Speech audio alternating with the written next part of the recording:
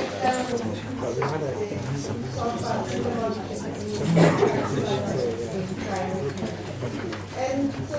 also want to say the other thing, preparing for this today, we recognise that some of the chefs, head doctors, aren't necessarily helpful prescribers in primary care.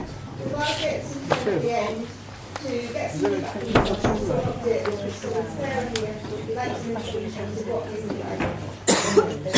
This is what we're going to cover today. Antipsychotic monitoring requirements in terms of monitoring physical health, but also monitoring side effects. Matt then going to talk a little bit about cause being a hospital and the drug that we use, and antipsychotic use, and then as I said, we'll talk a little bit at the end about the shared care. So in terms of recommended monitoring, this is what NICE recommends. When we do an annual review with patients, we should be assessing their response to treatment, any side effects, and doing a full comprehensive physical and health assessment. Why is this so important? So this is something that patients with severe mental illness, are still dying 15 to 20 years earlier than the general population from diseases which are preventable, and in primary care we ideally place to identify these and intervene. So the main causes of early death and serious mental illness are cardiovascular disease and cancer. So people with serious mental illness have been found to have higher rates of some of these very common conditions, again, all things that we need to be in primary care. Things like obesity, smoking, heart disease, hypertension, diabetes and stroke. So how can we protect against this? Physical health monitoring and health checklist should be comprehensive and focus on physical health problems that are common in people with psychosis and schizophrenia, including checks for high blood pressure, diabetes, abnormal lipids, physical inactivity and obesity. And then it's important that we then intervene and follow up on this. So now I'm going to hand over to my colleague Patrick, who's going to talk about how we monitor the potential side effects of these drugs. So thank you, Kelly. I mean, potential side effects of these drugs, I thought, obviously we've only got about 5 minutes to discuss this, and obviously you could spend an awful long time potentially looking at these. But it's antipsychotics, the old typical, what you call antipsychotics. We work on a range of receptors in the body. Sometimes that relates to potential side effects that you might see. So sometimes by knowing how the drugs work and where they work, it gives you a better idea what potential side effects that you can get and expect to see. And obviously various antipsychotics have different affinities to these different receptors, and therefore the mental health team can actually select a potential antipsychotic for an individual patient, tailoring it to them. So just to give you a brief idea of the potential side effects, so obviously most of us know about the EPSEs, but we'll go into that in a bit more detail a bit later on, and maybe some interactive session in regards to that. But also, Glenn actually spoke about some of these later on, so cholinergic side effects. So a lot of the antipsychotics will work on cholinergic innervation in the body, and that leads to side effects like dry mouth, blurred vision, constipation, and Matt will speak about that in relation to tosopine a bit later on. It's a very common side effect. You've got cardiovascular side effects. Again, Ben touched on these before, so if you've got alpha-1 receptors, sometimes antipsychotics can work on this, and that can cause orthostatic hypertension, which then leads to tachycardia.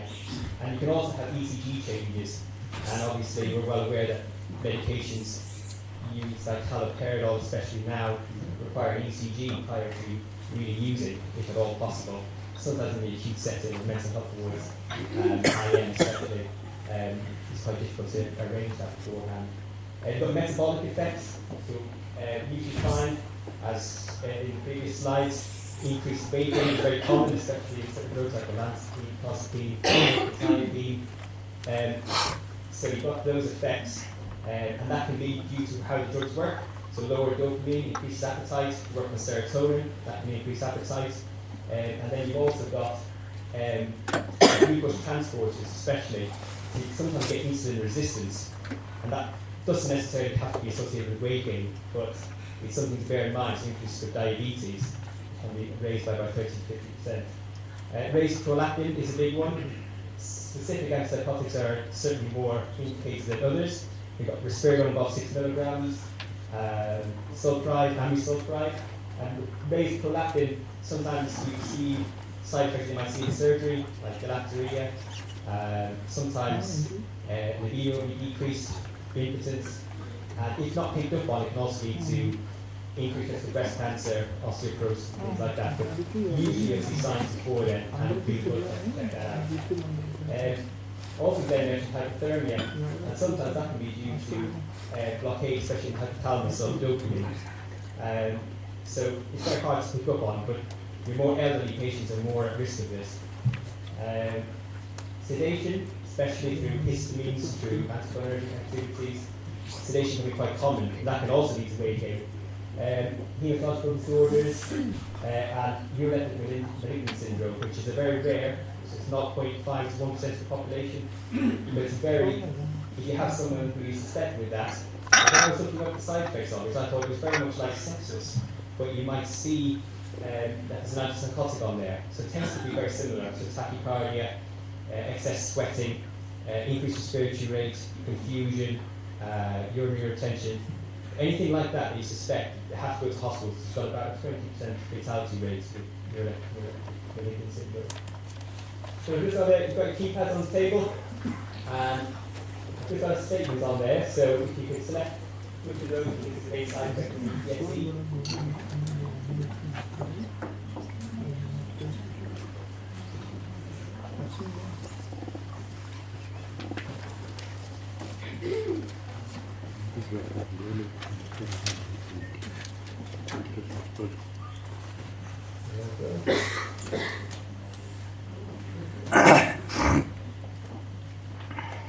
So actually akathisia is more of an objective and subjective feeling of restlessness, which is one of the EPSEs. We'll go on to looking at a scenario with people selected D a bit later on, that might clarify it a little bit more.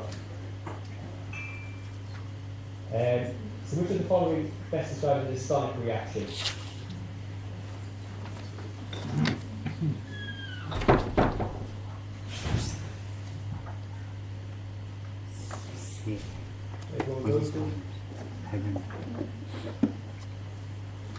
Yeah, that's correct. So A would be that. It's more common at the start of treatment, and very common, especially more common in young males, especially in starting antipsychotics.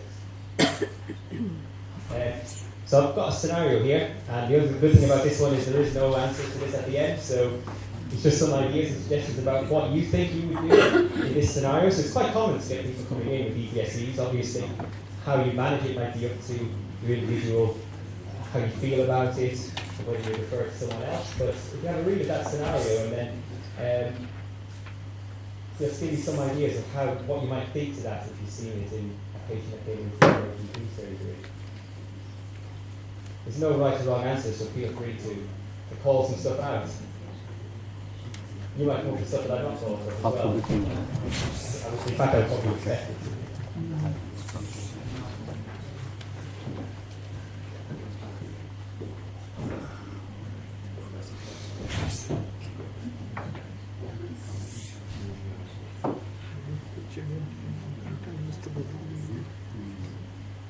Some of those could be seen as potential side effects on target dyskinesia.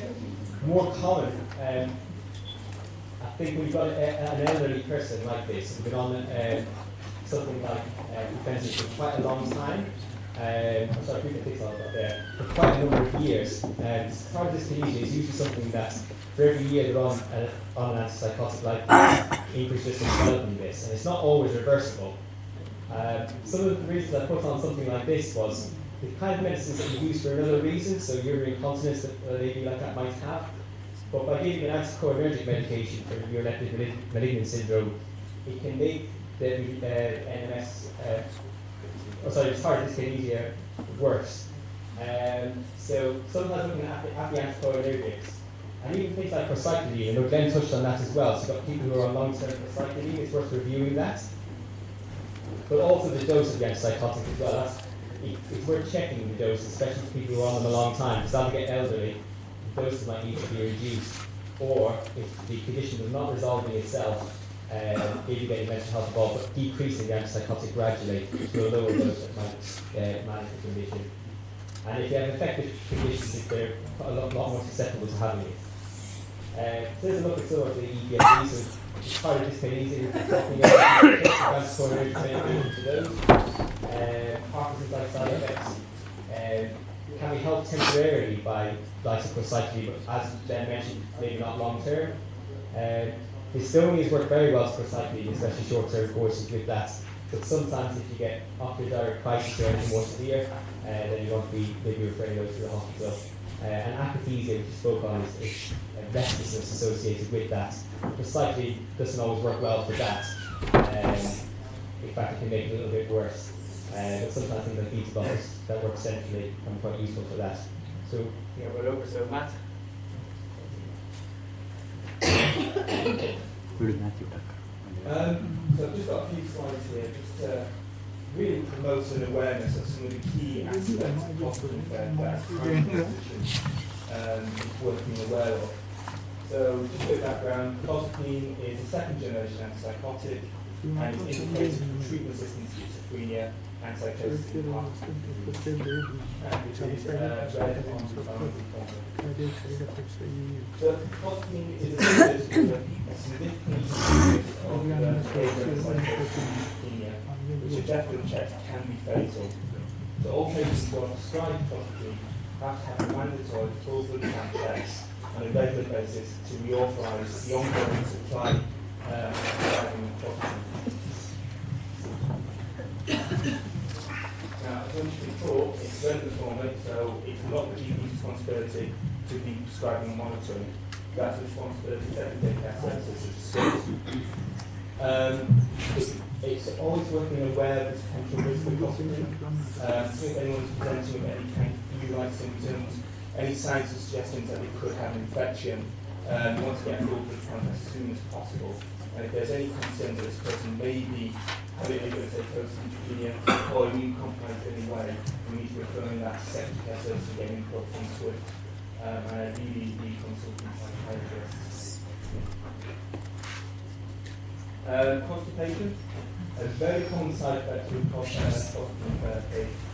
Most patients will experience some degree of constipation at some point in their treatment and can vary from mild to be extremely severe.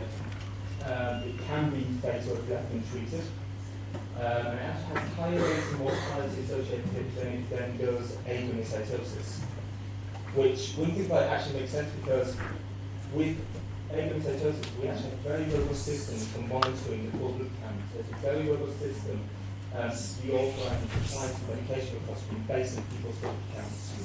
As health professionals, we're probably not as good at asking people routinely about their bowel health, asking them to have their struggling going to the toilet if they're constipated. And this patient is particularly treated with schizophrenia. They might not be the most forthcoming in describing side effects they may be experiencing. So being proactive in asking patients about their bowel health, promoting healthy bowels, and someone who's importantly constipated, treating laxatives. Generally a bit more aggressive treatment, so we're using like a stool softener and stimulant combination. I would avoid bulk forming laxatives such as fibrogel. They're generally not helpful and they can be more harmful. So there's a lot of significant interactions with clozapine, and clozapine does have a narrow therapeutic window. So it always suggests when prescribing medication alongside clozapine, always worth double checking interactions. But I just want to take a few minutes just to promote an awareness of this very common interaction between smoking and clozapine. So cigarette smoke is a really potent enzyme inducer. So we know that smokers will have a greater capacity to metabolize clozapine than non-smokers, and therefore generally higher doses of clozapine than non-smokers. And it's important to just bear in mind that this intensity isn't caused by nicotine, it's caused by a group of chemicals called polycyclic aromatic hydrocarbons. And these chemicals are only produced from the actual combustion of organic material. So in this case, it's burning of tobacco. So products like nicotine replacement therapy, e-cigarettes, or any of the ones that smoke do not produce polycyclic hydrocarbons. So it's important because if you know someone is stopping smoking, if they are cutting down on the amount of smoking, or if they're switching to using an NRT or using an e-cigarette, for instance, they actually lose that induction relatively quickly over a period of a week. Plasma levels can therefore increase significantly between 30 and 70%. That makes more likely to have side effects and potentially even go on to fatal toxicity. And when we talk about an adverse drug that increased to over 70%, that is a significant risk. Equally, if someone is starting smoking or restarting smoking, there are a lot of people moving, a lot of hospitals are now smoke-free, so people are moving in and out of smoke-free and smoking environments. If someone starts smoking, that enzyme induction will happen again, plasma levels will drop, and a person may be at risk of relapse. So the important thing is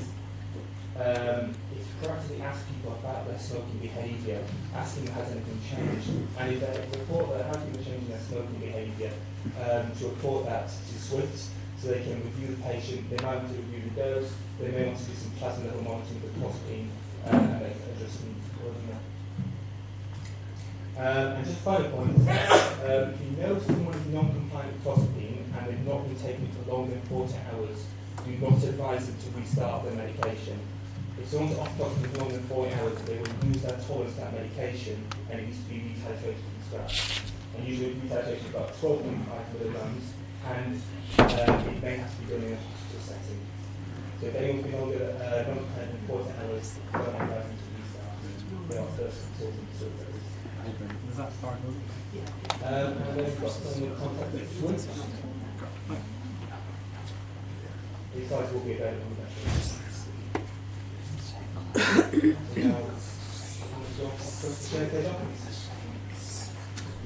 That's lovely. So yes, just do a very quick whistle stop tour in a limited time there, just to check out the things that we thought were really important to address in primary care. But as we said at the beginning, really, we'd also like to take the opportunity to get some feedback in terms of what information you would like in the shared care documents that we're going to review with Sarah.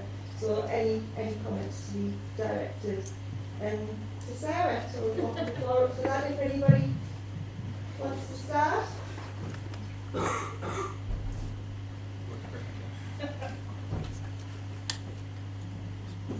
I ask a quick question? I think shared care, there's been a range of drugs primary care has been expected to take over. I understand the pressures in the secondary care clinics, etc. The challenge with antipsychotics that we see is compared to something like methotrexate, where you've got a well-established pathway when the blood counts are going up normal, and you can pick up the phone and actually speak to the neurology clinic and start them back for a secondary care review. Here the challenge really is two things. One is about the stability of mental health, when it would be suitable to transfer. The second thing is there a two-way mechanism where we can quickly get them back into the consultant to see for a review, which is difficult, particularly when it comes to mental health referrals. It all goes through a single point of access, and we get two-tier systems. They might be seen by a CPN in the community health clinic rather than going to the secondary care. So I think those are some of the issues that need to be thought through before you can roll it out and expect. Because most of the primary care clinicians are not the experts in dealing with all these antipsychotics. That's a challenge for us.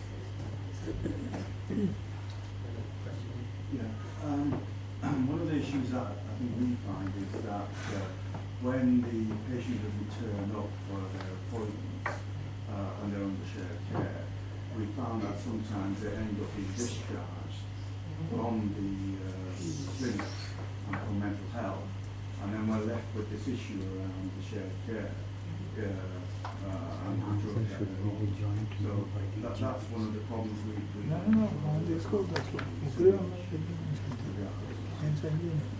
I don't know where, because they've been discharged, for some reason, they're looking for following up and looking another appointment. They may have had an appointment twice and they've not been attending and just let them go. And they're left with this issue around the check. The annual health checks we should all be doing anyway. It's part of the report. If they're on the serious mental health register, we should be trying to contact them. That's less of an issue. The one where it gets difficult is where we don't know how many are elected, and that's usually the people on injectable depots. may not even know that they're still being seen by CPA because we have no communication about that. Can I just add something to that? I mean, there's a handout on the table today about, so most of the systems that are used in Barnsley are either System 1 or English Web. And I mean, most practices have a practice form system now. So if you should obviously write to let you know, obviously, that they're under mental health and what treatment plan might mean. So I don't know if any of you or some of you might do it, some of you might not, but adding hospital-only drugs to the system. And if you need help with that, I mean, don't be afraid to just say to the pharmacist, just say, please add that hospital-only drug. Well, and that way the interactions come up with any other medicines that are on there. Someone's actually been using it in the first place. Okay. Where have you Yeah.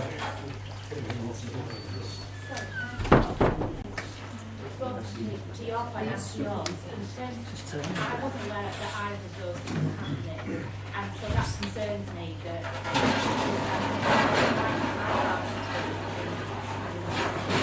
with the community looking at reconciliation from our end to make sure that we know everything that you prescribe, to make sure we're not prescribing things that interact. And as part of that process, we've been writing down practices with our team around coding and depot injection. So if you've got specific examples of where that's happened, I'd be really sorry. Sorry, I'll start again. So I wasn't aware of either of those situations, A, where people have been discharged after missing a couple of appointments, or you not knowing that people are on long-acting injections or depot injections. And the pharmacy team have been doing quite a lot of work with CMHTs over the last 18 months, trying to reconcile patient education, so informing you where we've got people on clozapine or any other red drugs, and then making sure that we've got an up-to-date list of what they're on from primary care, so that we're not prescribing things that interact. So where there are continuing issues, I would be really grateful to hear about them specifically, because through Chris and the team, there's a pharmacy APC report that comes in, and I would get all of those reports, and I would really like to get them. To me, it's a real issue with patients' care. So if you get any of those kind of issues, will you please report them? Because it's a big surprise to me that it's happening, and I would like to know and be able to sort it out. Yeah, because that's the first I've heard about it. So. Okay, so just to summarise, the feedback was sort of around the discharge process and advice around patient stability, and we feel like the physical health monitoring is covered by course, and you don't need too much information on that in the shared care document, but more around referral processes back into specialist services and when needed. Is that the general feeling in the room in terms of shared care guidance? Anything else anybody else would like to add?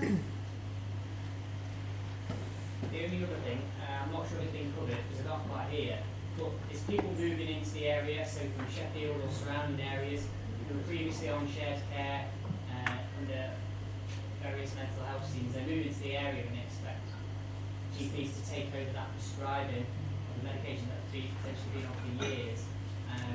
In the past, I've written to the mental health team and they've said, well, they didn't start it, so it's not shared care, and they refuse to take ownership of that. So it leaves them as GPs, either we stop their medication or out of that shared care plan. Is that the same for all shared care drugs or antipsychotics specifically? Antipsychotics more than anything else. There are a few others that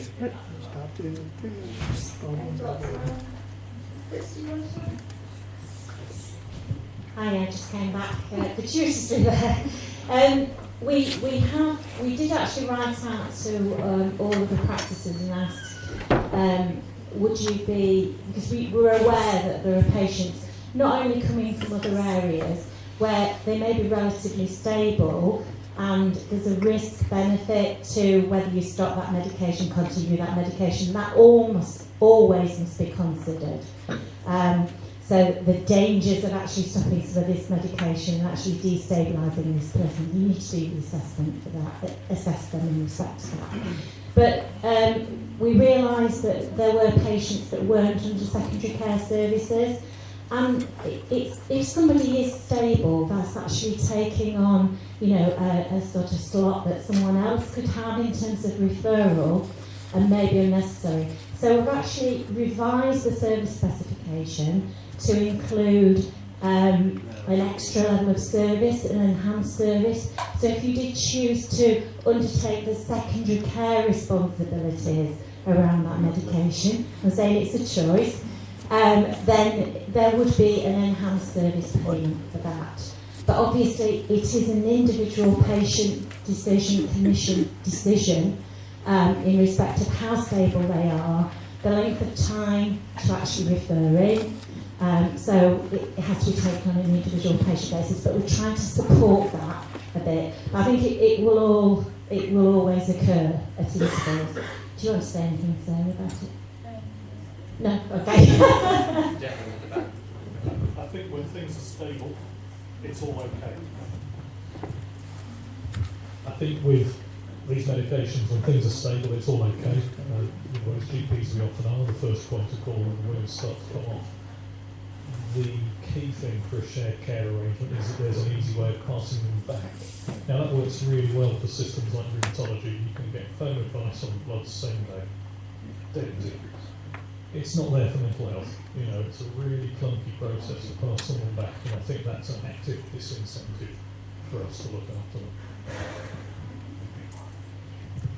We are, for that enhanced service level, we have negotiated with secondary care about getting access to that advice and guidance, and also the ability to fast track patients back in if they do become, get a quick referral in if they've never been into that service, but also getting them referred back in quickly if you do take on that management.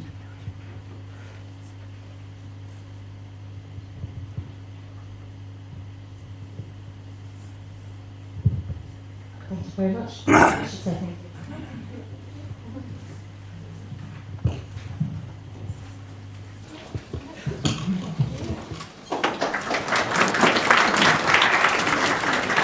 Did I need this? It's just for the video. Yeah. It's just the last. Sorry.